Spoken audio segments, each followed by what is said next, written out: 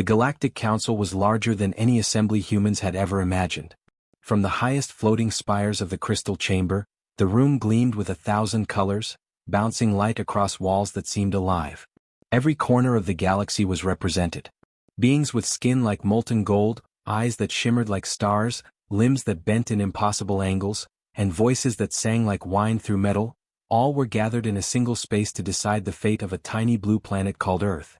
At the center of the chamber stood a massive table, carved from what looked like solid crystal. It pulsed with soft light, echoing the heartbeat of the council itself. Around it, hundreds of delegates argued quietly but with intensity. Hushed tones of debate ran through the air. Some were calm and deliberate, others sharp and impatient. It was the most serious discussion the galaxy had ever held, and it revolved around a species that many thought was too small, too young, and too simple to matter. "They are primitive," said a tall alien with a translucent face and glowing veins. Its voice rippled like liquid metal. "Their ships are fragile. Their weapons are basic. Their understanding of the universe is chaotic at best." "Indeed," said another delegate whose skin shimmered with silver dust. "We cannot risk the stability of the Alliance. They are reckless, unpredictable. If they enter, they could undo centuries of order." "But they have survived," a small coral-colored creature said. "They have risen from a single planet in a solar system full of dangers. They adapt. They change. That has value, does it not?" The first delegate shook its head, the glow in its veins flickering. "Survival alone does not make a species fit to join the Council. They do not think in terms of the galaxy. They think in terms of themselves. They are unrefined.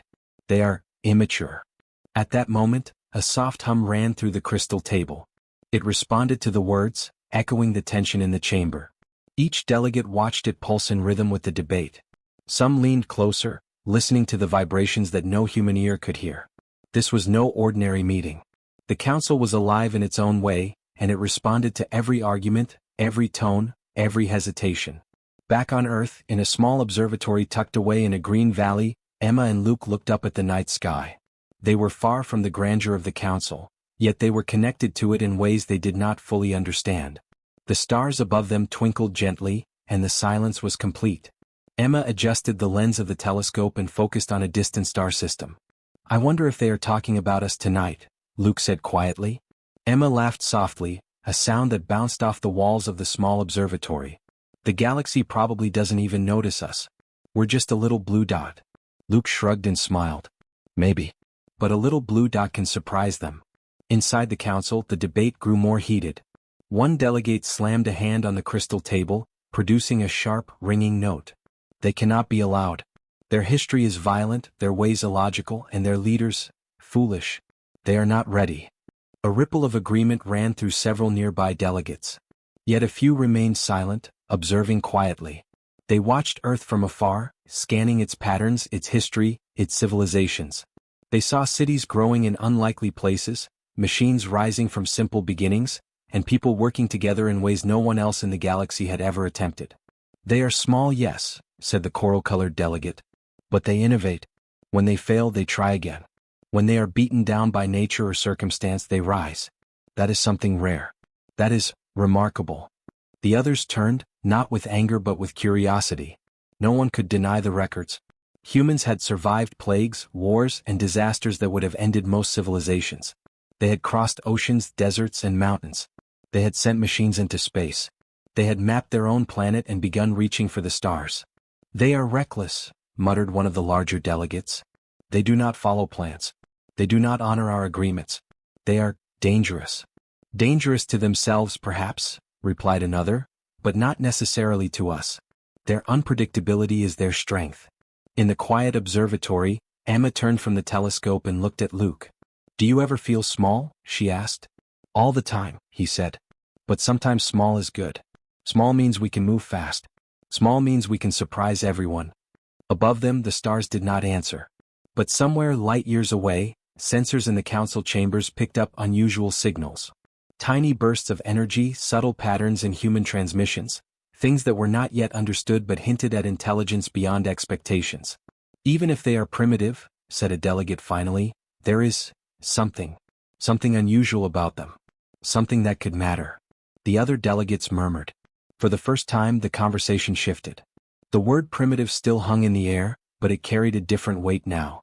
It was not just weakness, it was potential. Emma adjusted the telescope again, focusing on the tiny blue dot that was Earth itself. Cities glimmered faintly in the darkness, lights shining like miniature stars. Roads stretched across continents, and from space, it all looked peaceful and fragile. Yet underneath that calm surface, humans moved with energy and purpose. Luke leaned on the table, watching her. "Do you think they'll let us join?" Emma shook her head. "I don't think it matters. We don't need them to notice.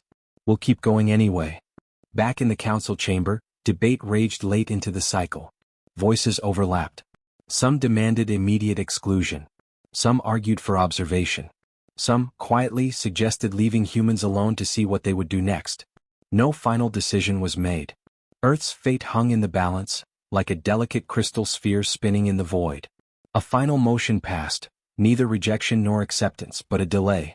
The council would wait, watch, and reassess. It was a compromise, but one that human minds could not fully comprehend. For humans, waiting was part of life, and the concept of being judged by distant beings did not inspire fear. As Emma and Luke closed the telescope, the night wind whispered through the observatory. The stars glimmered in gentle silence. Earth continued to turn, unaware of the grand debate swirling in distant chambers. "I like being unnoticed," Luke said, stretching. "It feels free." Emma nodded. "Yes, free. And maybe that's why we'll do well. We don't need their approval. We just need each other." Far across the galaxy, the council continued to debate, unaware that the very humans they underestimated had already begun weaving their own future. And for the first time, a few delegates wondered, what if this tiny blue planet, dismissed as primitive, could do more than anyone imagined? And in that quiet, simple observatory on Earth, two humans looked at the stars and smiled, not knowing that in their smiles lay the beginning of a story no alien could predict. Mia's hands shook slightly as she traced lines across the holographic table in the Mars lab. The dim lights reflected off her hair, giving her a halo in the otherwise quiet room. Tom stood beside her, leaning forward, eyes bright with concentration. Together, they were drawing the final blueprint for a propulsion system unlike anything the galaxy had ever seen. It was compact, efficient, and clever, not built for brute strength like the alien ships but built to think, adjust, and learn. "This curve here," Mia said, tapping a glowing segment, "if we adjust the energy flow, it could reduce friction across spacetime by 20%. Tom nodded, his lips pressed together. "And if we combine it with the adaptive quantum stabilizer, it can handle sudden jumps without destabilizing the ship. We could reach systems no one has ever reached before." Outside the lab, Mars' red surface stretched endlessly under the thin, pale sky. Dust storms moved in waves, but the lab remained untouched, a small oasis of progress. The planet had become a hidden hub for human innovation, far from the prying eyes of the Galactic Council and the aliens who thought humans were too slow to matter. Somewhere far away, in a council chamber of crystal and light, a group of alien diplomats gathered around a monitor that displayed data from Mars. Their eyes, some like mirrors, some like swirling clouds, blinked rapidly as they scanned the incoming streams of human activity. "They are moving faster than we predicted," muttered one diplomat, his voice like metal sliding across stone. "Every project seems to evolve unpredictably. Every mistake becomes a solution to something else." "They are chaotic," said another, shaking its translucent head. "Yet they advance. Their progress is not linear. It is messy but effective. Unbelievably effective." Back in the lab, Mia flipped a switch and a soft hum filled the air. The propulsion system glowed softly, the circuits pulsing like a heartbeat. Tom leaned in, studying the readings. "It's working. The stabilizers are holding. The power distribution is steady." Mia smiled. "We're about to make something the galaxy won't expect. Not with weapons. Not with fleets. Just a little human ingenuity." The beauty of humanity's approach was simple. While alien civilizations relied on massive fleets, brute energy, and predictable strategies, humans relied on creativity, adaptation, and the willingness to fail, and fail fast. Every time a design faltered, it revealed a new path. Every miscalculation was a hidden discovery. The aliens couldn't understand it. Their systems required predictability, humans thrived on surprises. Hours passed as Mia and Tom worked, soldering, programming, and testing. Outside the lab, small drones buzzed silently, carrying supplies and mapping new mineral deposits. Every detail was considered, yet nothing slowed them down. Their thinking was not constrained by fear of failure. They treated each mistake as a lesson, each lesson as a step toward progress. Meanwhile, the aliens continued their observation. On a floating platform above a distant star system, a diplomat tapped a crystalline tablet, its surface glowing with the traces of human innovation. "Why do they keep improving so fast?" it asked. "They have no massive fleets. They have no ancient technology. Yet they innovate beyond our predictions." Another shook its multi-limbed head. "It is not just technology. They adapt socially. They learn from each other. They collaborate in ways we rarely see. Even mistakes strengthen them. Every failure teaches 100 new solutions. It is disturbing." Back on Mars, Tom leaned back and rubbed his eyes. "Do you think they'll ever notice us?" he asked Mia quietly. Mia shrugged. "Maybe. But it doesn't matter. We're not doing this for approval. We're doing it because we can." They both laughed softly, the sound bouncing off the metallic walls of the lab. Outside, the Martian wind howled, yet inside there was warmth, focus, and a quiet excitement.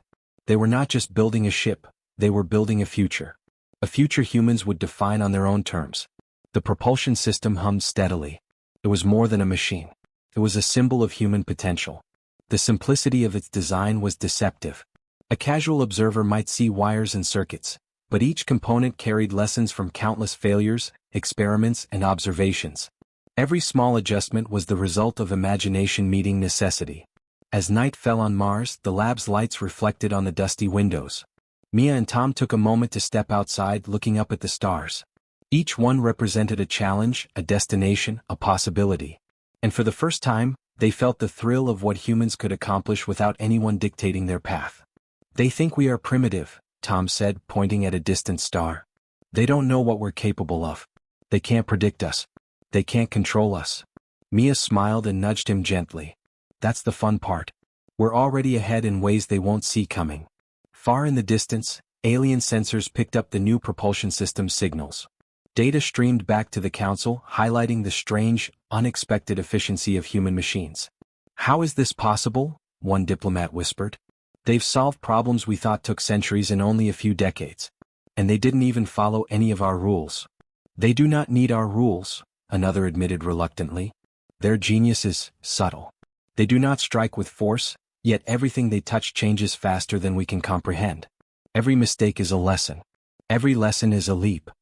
Mia returned to the lab and carefully mounted the last piece of the system. It clicked into place with a satisfying sound. Tom initiated the first test sequence. The hum rose, brighter, stronger. Small sparks of light danced across the machinery, showing energy flowing through circuits like veins of lightning. "It's alive," Mia said softly. "In a way, it listens to us. It adapts." Tom nodded, eyes wide. "It's more than a ship. It's a reflection of us.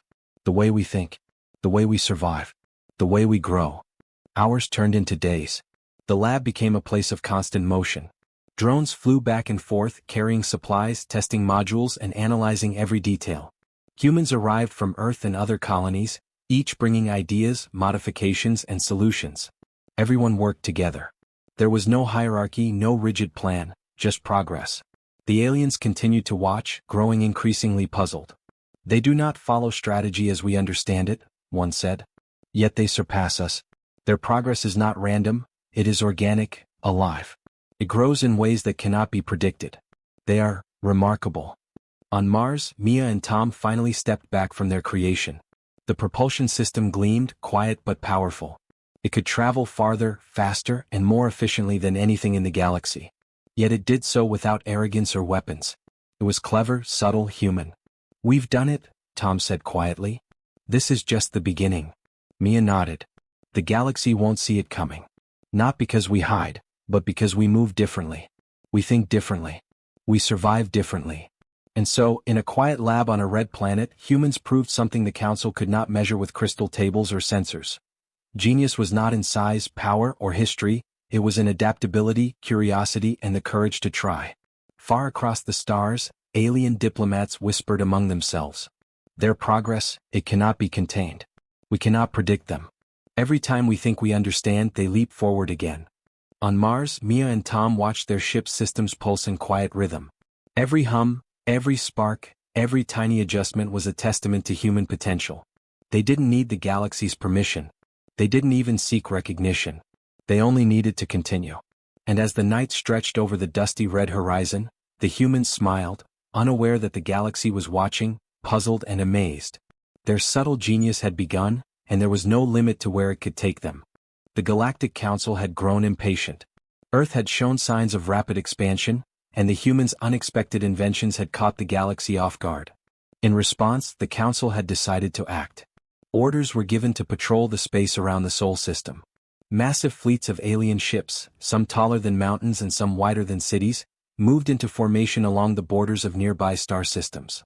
Their mission was clear: prevent humans from spreading beyond their home solar system. From orbit, the fleets looked terrifying. Their engines glowed with unearthly energy, their weapons shimmered with concentrated power, and their sensors could detect movement across light years. They were precise, disciplined, and absolutely sure of their superiority.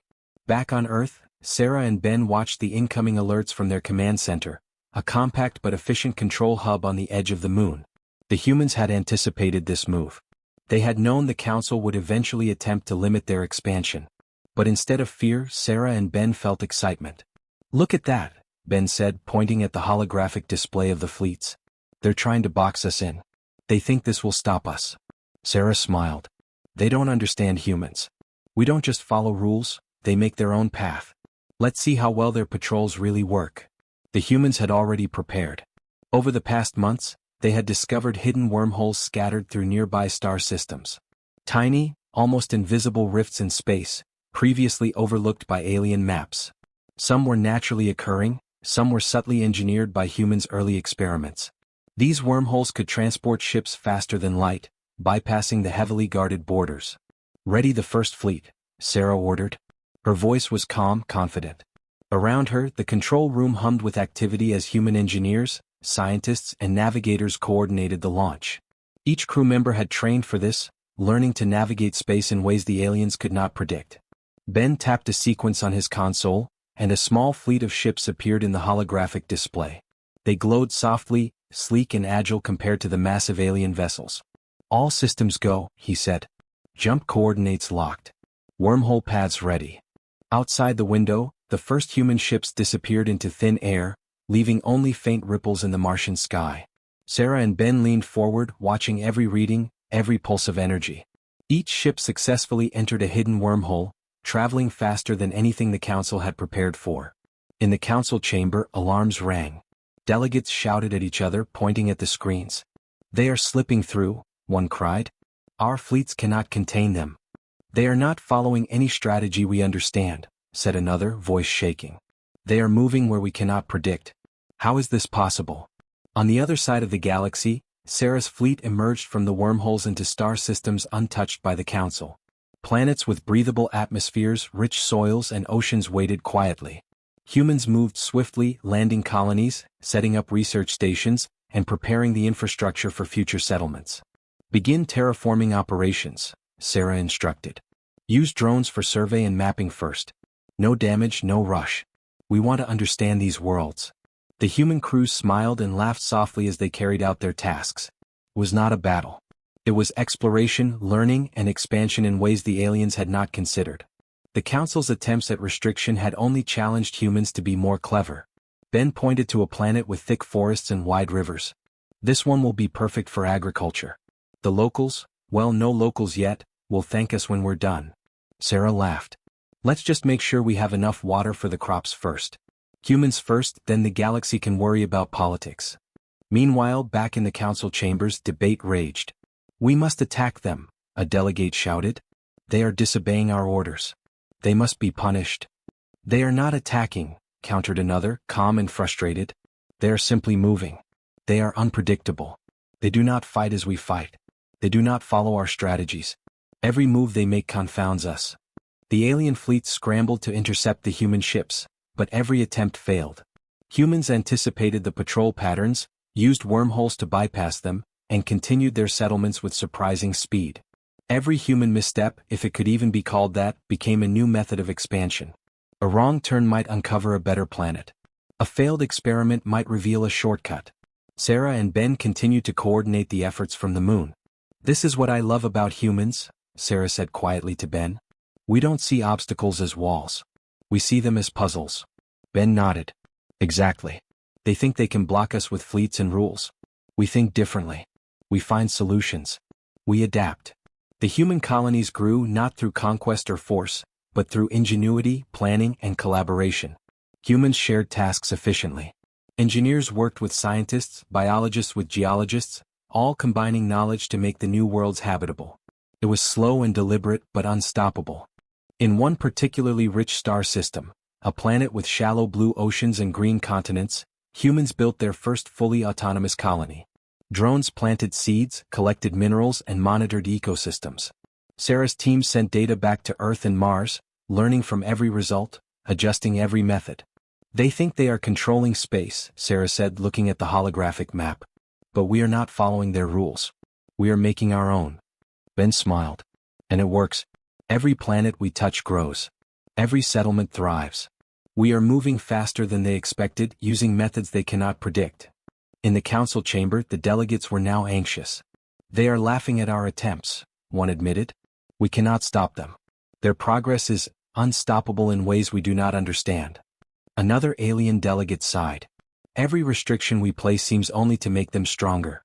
They adapt, they innovate, they spread faster. They are different from any species we have encountered. Sarah and Ben returned to the moon base after overseeing the initial colonization. They stood on the observation deck, looking at the stars, the new colonies glowing faintly in the darkness. You know, Sarah said, the galaxy tried to box us in. They tried to stop us before we could grow.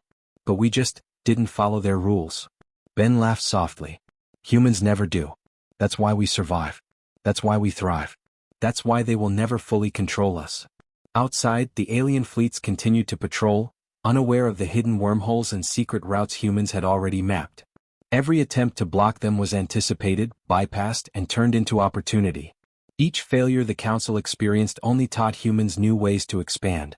In one newly settled planet, human children ran through forests and along rivers, planting trees and learning about ecosystems. Scientists collected samples, engineers tested new structures, and all around life was beginning to flourish. The humans did not conquer the world, they nurtured it. And in doing so, they created something the aliens could not understand: progress without domination. Sarah and Ben stood on the observation deck, watching the night sky light up with new human colonies. They think they can limit us with fleets and rules, Sarah said. But humans find another way. Every time. Every single time. Ben nodded, watching the lights blink on new colonies. And the best part? They will never see it coming. They can try to exclude us, control us, or block us. But humans do not wait for permission. We go. We build. We thrive. That is our rule. Far across the galaxy, alien diplomats whispered to one another. They are not attacking, not fighting, not even trying to dominate, said one. Yet they are spreading. Faster than we can predict. How is this possible? They are different, another admitted quietly. Not stronger than us, not older, not more advanced. But cleverer. More adaptable. Every misstep becomes advantage. Every failure becomes progress.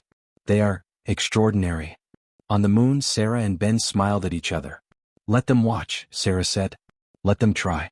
It doesn't matter. We'll keep moving. We'll keep building. That's what humans do. And so, the humans continued. They laughed at the rules, they found ways around every obstacle, and they settled worlds the galaxy thought were unreachable. They were not violent conquerors but explorers, innovators, and survivors. The Council could try to block them, could patrol the borders, could send fleets. But humans had already learned the most important truth. No one can stop a species that refuses to be stopped. And somewhere, in a quiet corner of the galaxy, Sarah and Ben looked at the stars and smiled, knowing that humanity's journey was only beginning. The Galactic Council had begun to notice. Reports streamed in from every corner of known space, and each one seemed more impossible than the last. Human colonies were no longer just scattered outposts. They were thriving communities, alive with energy, creativity, and innovation.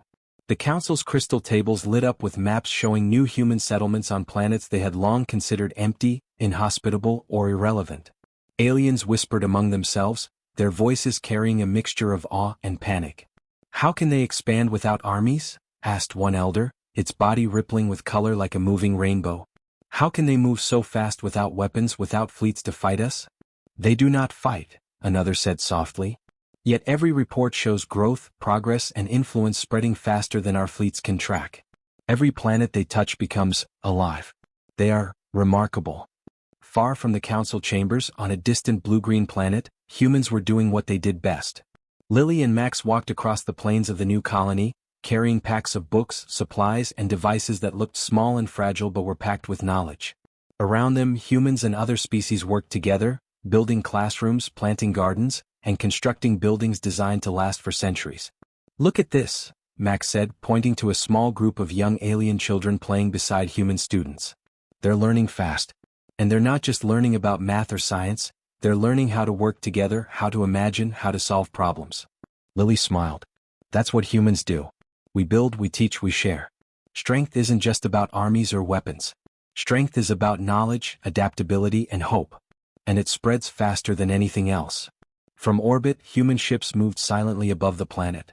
They weren't designed to fight. They were designed to explore, transport, and connect. Ideas flowed through them as easily as people did. Messages carried new scientific knowledge, art, music, and culture. Humans were teaching not only themselves but also other species who wished to learn, creating bridges across worlds in ways no alien power could control. Meanwhile, the council struggled to process what they were seeing. Every sensor, every report, every communication feed suggested the same impossible truth: humans were thriving. Colonies were expanding without war. Technology was spreading without force. Influence grew without aggression. It was not just rapid expansion, it was elegant, purposeful growth that no one had predicted. "They are different," whispered a diplomat whose form shimmered like liquid glass. "We cannot understand their speed or their methods. They are unpredictable." And yet every colony, every settlement, every school seemed stronger and more capable than the last. Inside a small classroom on the new human colony, Lily and Max guided a group of human and alien students through a lesson about the planets they were exploring. Holographic displays showed the stars above, the nearby systems, and even the hidden wormholes humans had discovered and used to reach these worlds. "See," Lily explained, pointing to a glowing map, "humans learn quickly. We explore together. We adapt together. And when we face mistakes, we use them to improve. Every failure is a lesson, and every lesson is a step forward." Max added, "And that's not just humans. Anyone willing to learn, willing to adapt, and willing to work together can thrive here. That's how we grow." Outside the classroom, drones flew overhead, monitoring crops, soil quality, and weather patterns. Engineers tested new structures, scientists collected samples, and every task was interconnected. Nothing was wasted, nothing ignored. Even small discoveries were shared across all colonies, creating a network of knowledge that grew faster than any alien civilization had expected. Back in the council, panic spread. "They are moving without aggression, yet their influence is everywhere," a senior diplomat said, its tentacles twitching nervously. "They build, they teach, they share, and still they grow faster than our fleets. How can this be?" "They do not rely on force," another admitted reluctantly. "They rely on thought, creativity, and cooperation. And the more we try to understand them, the more impossible they seem to become." In the colony's town center, Lily and Max watched as humans and aliens shared ideas freely. Young humans showed alien students how to build small water purifiers, while alien children taught humans about local plants and their uses. Engineers collaborated on clean energy systems, artists worked together on murals, and scientists mapped new stars in coordination with other colonies. "Do you think they're noticing?" Max asked. Lily shook her head with a soft smile. "Does it matter? The council might watch, but we don't need their permission. We only need each other and the drive to explore, learn, and grow. That's all humans have ever needed." The human colonies continued to expand at a pace the aliens could not measure. New settlements appeared on worlds once thought dead or impossible. Farms grew under protective domes, towns were built along rivers and lakes, and schools spread across planets like seeds on fertile soil. Everywhere humans went, growth followed. Reports to the council showed numbers, maps, and projections, but the data only increased confusion. "Every time we try to track them, they have already moved further," an elder said, its voice trembling. "Every solution we propose is already outdated. They do not fight. They do not strike. Yet they are unstoppable." Back on the planet, Lily stood on a small hill, looking out at a river that reflected the twin moons above. Children played nearby, alien and human alike, laughing and learning. Max joined her, placing a hand on her shoulder. "They think growth comes from armies and weapons," Max said quietly. "But we've always known it comes from ideas, effort, and collaboration. That's how humans thrive." Lily nodded. And that's why they can't control us. They can try to block our paths, they can watch us carefully, they can even send fleets. But humans will always find another way. Another path. Another planet. Above them, human ships moved silently in orbit, linking colonies together, sharing knowledge, transporting people and supplies. It was not war, not conquest, it was progress. And it moved faster than anything the Council had imagined possible. Meanwhile, debates in the Council chamber became more frantic. "We cannot allow this," one delegate shouted. "They are spreading influence without permission. They are teaching others. They are growing." "They are not growing to dominate," said a calm voice, shaking its translucent head. "They are growing to learn, to share, to survive. And somehow that makes them stronger than any army." The aliens could not understand humans' methods. There were no large fleets poised for attack, no weapons threatening destruction, no imposition of rule. Humans built schools, created farms, and encouraged cooperation across species. Every action strengthened them, every connection made them more resilient. In one corner of the galaxy, a human settlement discovered a previously unknown planet with rich resources and a breathable atmosphere. Engineers immediately set up research outposts, while teachers built temporary classrooms for children who arrived with settlers. Scientists began mapping the planet, observing the natural environment, and planning for sustainable growth. "This is incredible," Max said. "Every planet we touch becomes alive. Not because we dominate it, but because we nurture it. Humans don't conquer, they create. They don't rule, they teach. And that's why the galaxy will never fully understand us." Lily smiled at him. "We aren't here to impress anyone. We're here to grow, to learn, and to make life better wherever we go. The galaxy may panic, the Council may frown, but it doesn't matter. Humans will keep moving." Back in the Council, the delegates' frustration reached its peak. "How do we stop them?" one asked. "We cannot control them. We cannot predict them. Every attempt to limit them fails. Every restriction only makes them stronger and more numerous." "They are humans," admitted another quietly. "And we cannot stop them. Not with fleets, not with rules, not with warnings. They move differently. They think differently. They thrive differently. That is the truth we cannot deny." On the planet, Lily and Max stood in the town square as a small festival began. Humans and aliens celebrated together, sharing stories, songs, and dances from both Earth and the new worlds. Young children learned together, artists created murals together, and the entire community thrived. "They think control is strength," Lily said softly. "But humans know strength is knowledge, cooperation, and the courage to keep going. That's why they can never contain us." Max nodded, looking up at the stars. "Every colony, every school, every settlement is proof. Humans grow not by force, but by imagination, learning, and kindness. That is our power." And far across the galaxy, the Council continued to watch, increasingly panicked, increasingly confused. The humans were thriving everywhere, not through violence, not through domination, but through ingenuity, cooperation, and relentless curiosity. The galaxy could not understand them, could not control them, and could not stop them. On the blue-green planet, Lily and Max held hands and watched children run across fields, alien and human alike. Every laugh, every question, every discovery was a small victory. Humanity was alive, unstoppable in its own way, and entirely different from anything the galaxy had predicted. And in that moment it became clear, humans were not merely expanding. They were changing the galaxy, not with weapons but with ideas, hope, and the simple genius of their humanity.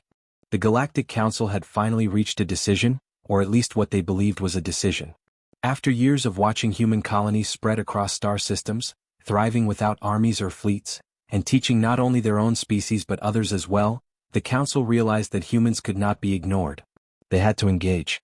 From the crystal chambers high above the core of the galaxy, a delegation was assembled. The aliens chosen were some of the most cautious, diplomatic, and nervous members of the Council. They had observed humanity for decades, recording every action, analyzing every method, and yet every prediction had failed. Now the envoys were given a simple but terrifying task: travel to Earth and offer an invitation to join the Galactic Alliance. The journey to Earth was quiet and tense. The envoys traveled in ships that glimmered like liquid metal, sleek and carefully designed to avoid unnecessary attention. Even the stars seemed to watch them as they approached the tiny blue planet that had confounded the galaxy for so long. On Earth, Chloe and Jack were preparing for a routine meeting with colony leaders when the unusual signals arrived. Unlike any communication from other planets, this one was formal, structured, and awkward like a visitor trying too hard to be polite. "What is it?" Chloe asked, looking at the readout on the console. Jack's brow furrowed. "I think it's from the council. They're coming here. An official invitation." Chloe raised an eyebrow. "An invitation? After all they've tried? After everything?" Jack shrugged. "Apparently they think it's time we join the alliance. They think they're being generous." As the alien envoys entered Earth's atmosphere, they could feel the difference immediately. This was not a planet under strict rules, not a civilization bound by fear or hierarchy. Humans moved freely, laughed freely, and worked together with a focus and joy the council had never anticipated. Ships landed, but there were no guards, no barriers, no threats, just humans going about their lives with energy and curiosity. The envoys arrived in a large human city on the edge of the Amazon colony, where towers of glass and steel rose alongside forests that had been preserved and restored. Chloe and Jack waited to greet them, standing on a platform that overlooked the bustling streets. Humans of every age and species moved through the city, sharing knowledge, tending gardens, building, creating, and learning. The lead alien ambassador descended, its skin shimmering in faint iridescence. Its multiple limbs trembled slightly, a sign of nervousness, as it spoke in careful, formal English learned from observing transmissions. We would like to invite you," it said slowly, "to join the Galactic Alliance." Chloe smiled softly. "Thank you. We appreciate the offer." Jack stepped forward, bowing slightly, not in submission but in polite acknowledgement. "We're honored that you recognize us. But we're already making our own way. We don't need an invitation to grow or explore." The alien ambassador blinked, a soundless gesture that conveyed shock and confusion. "But, your technology, your colonies, you thrive beyond all prediction. You could benefit from the alliance. You could gain access to systems, knowledge, and protection." Chloe nodded. "We understand. And we have learned a lot from observing other civilizations. But we do not need permission to create, to learn, or to thrive. We will continue our path as humans, working together with anyone who chooses to join us willingly." The envoys hesitated. In their minds, the invitation was a way to guide humans, to include them under the council's influence. But humans did not operate by the same rules. They did not seek guidance or validation. They shared, taught, built, and explored, but they did not submit. This was a species the council could not control, could not predict, and could not contain. Chloe gestured toward the city. "Please walk with us. See how we work. See how humans thrive without fleets, armies, or coercion. Then you will understand why we cannot be controlled." The alien delegation followed, their movements careful and deliberate. They watched as human children taught alien children to play, to draw, to read. Scientists demonstrated small experiments to groups of mixed species, sharing knowledge freely. Engineers worked together to build sustainable structures, and every action was a learning opportunity. Jack spoke to the envoys as they walked. "We don't believe strength comes from fleets or weapons. Strength comes from knowledge, cooperation, and the courage to keep moving forward. Humans thrive because we adapt, learn, and share. That's our way. You may call it strange, but it works. And it always has." The aliens were silent. Words failed to capture the scale of human ingenuity they observed. The colonies were not just functional, they were flourishing. Art, science, technology, and culture were intertwined. Humans did not conquer planets, they nurtured them. They did not dominate other species, they taught them. They did not compete for power, they created communities. Finally, the lead alien spoke again, slowly, almost hesitantly. You do not wish to join the alliance?" Chloe smiled. "We appreciate the invitation. But joining would mean following rules that do not fit our ways. We are not refusing because we are weak or ungrateful. We are refusing because humans grow in ways no rules can measure. We create our own path, and we invite anyone who wishes to walk with us voluntarily." The ambassador looked down at its many hands. "But, you could benefit. You could gain protection. You could gain access." Chloe placed a hand gently on the alien's limb, a simple gesture of peace. "We do not need protection because we will not attack and we will not be attacked unless provoked. We gain access to new worlds not by permission but by exploration and innovation. Humans do not wait for permission. We make the way ourselves. And if others wish to join us they are welcome, but they must choose freely." Jack stepped forward. "You see, it's not arrogance. It's logic. We survive. We thrive. We learn. And the galaxy notices. But we do not need approval. The galaxy's opinion is irrelevant. Our work, our creativity, and our partnerships define us, not a council's decree. The alien ambassador's voice trembled. This is unprecedented. No species has ever been humans, Chloe said simply, smiling. And that is why you cannot control us, predict us, or stop us. That is why we do not join. That is why we thrive. As the aliens looked over the city, they noticed something even more remarkable. Humans were not isolated.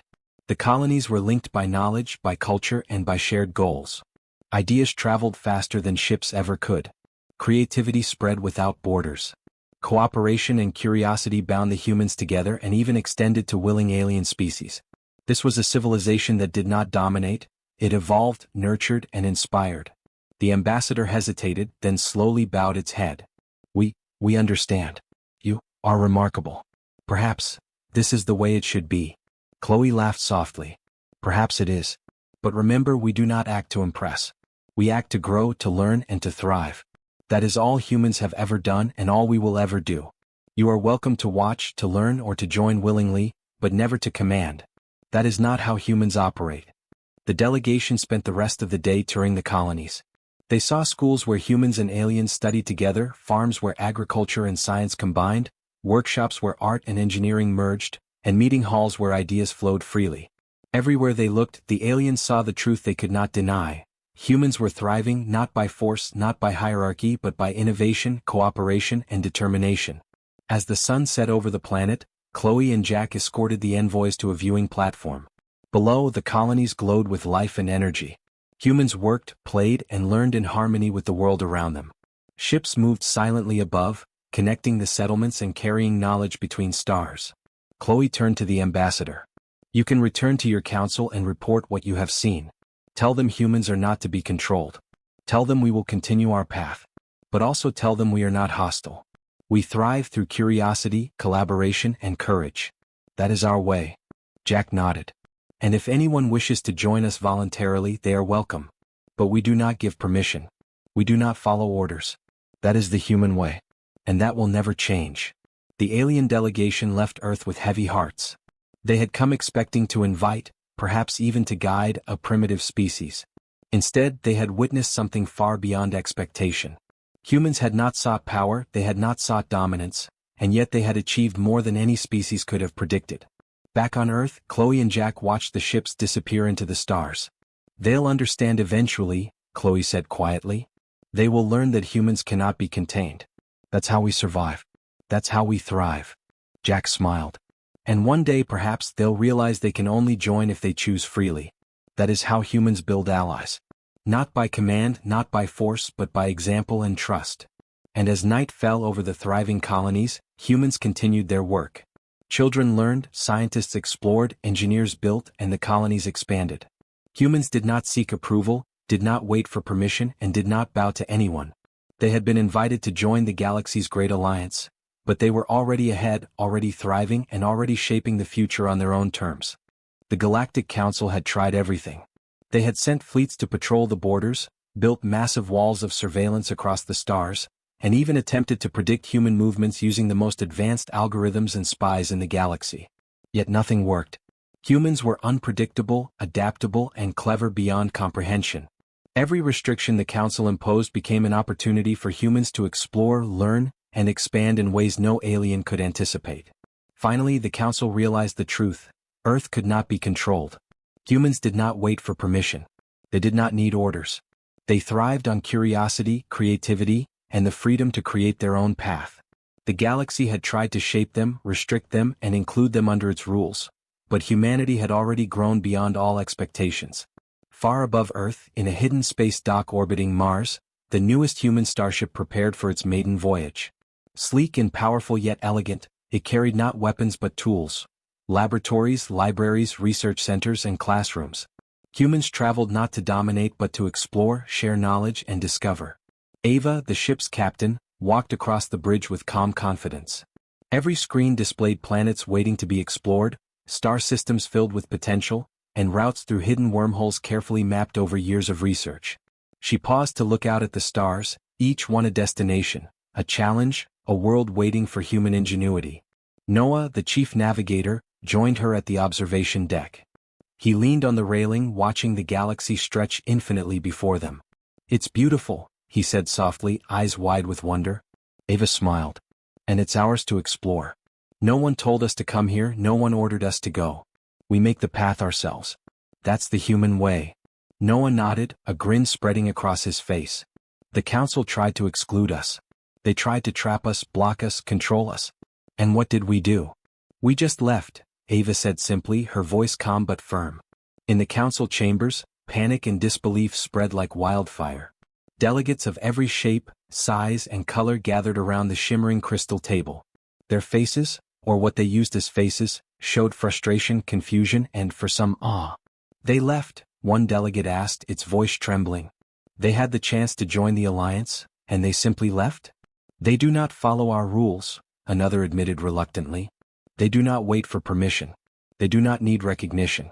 They act on their own terms. The council had sent envoys, fleets, and envoys again, but humans had always been one step ahead. They had mapped hidden wormholes, discovered new star systems, and built colonies without ever asking for approval. Their progress was unstoppable, and the council's authority had become irrelevant. Back on the bridge, Ava activated the ship's engines. The hum filled the room, vibrating softly through the floor and walls. It was a gentle sound, but it carried immense power. This was not a warship. It was a vessel of exploration, designed to carry humans to the farthest reaches of the galaxy without force or fear. Noah studied the navigation chart. First stop, the Lyra system. Then we'll continue to the hidden clusters near Orion. No one has mapped these routes before. We'll see planets no one even imagined. Ava nodded. And we'll leave trails for others who want to join us. Not as followers, not as subjects, but as partners who choose freely. The humans aboard the ship were calm but excited. Scientists adjusted instruments, engineers monitored energy flows, and teachers prepared lessons for any children who might come along on this first journey. It was not a mission of conquest, but of creation, learning, and discovery. Outside, the stars streaked past as the ship left orbit. Planets of blue and green receded behind them, replaced by the infinite black of space dotted with distant suns. The galaxy stretched endlessly, filled with possibilities and challenges. Humans were no longer bound to Earth. They were explorers, innovators, and pioneers, moving forward without fear or permission. In the council chamber, reports came in from across the galaxy. Human colonies were thriving on worlds far beyond their solar system. Ships were linking planets in networks of knowledge, culture, and innovation. Aliens from other species, inspired by humans, were joining voluntarily, not as subjects but as collaborators. Every attempt to control humans had failed. Every plan to predict them had been foiled.